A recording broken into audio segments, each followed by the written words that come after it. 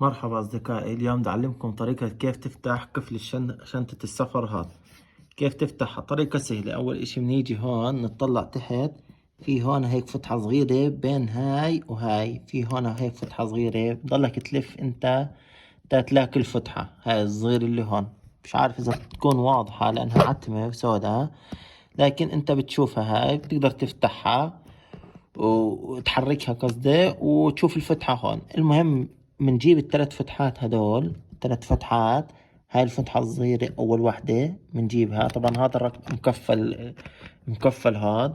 بنجيب أول فتحة صغيرة، بنضلنا نطلع تنا نجيب الفتحة الصغيرة هاي هون، أول فتحة، وهاي ثاني فتحة محطوطة، وهاي الثالثة. هات نشوف هاي الثالثة هون.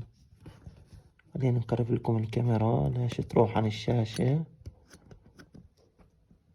هاي الثالثة.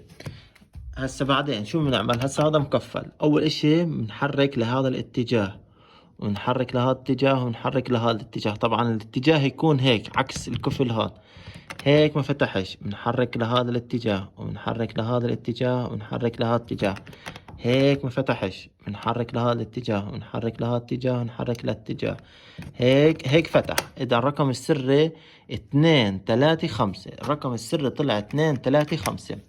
هس كيف بدنا نبرمجها؟ بنبرمجها بطريقة سهلة.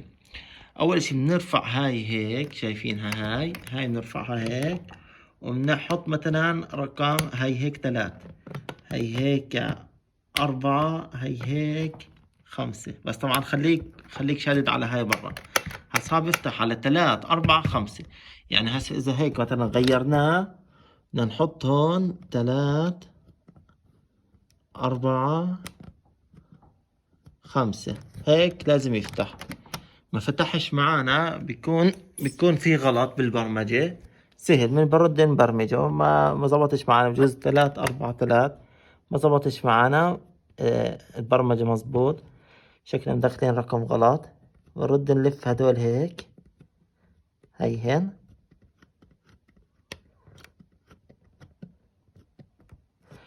هي هيك لفيناهن. المداخل فتحة الصغيرة هاي لفيناها. نرد نلف هيك 6 9، هاي لا هاي 8 8 6 5. فتحة ايش؟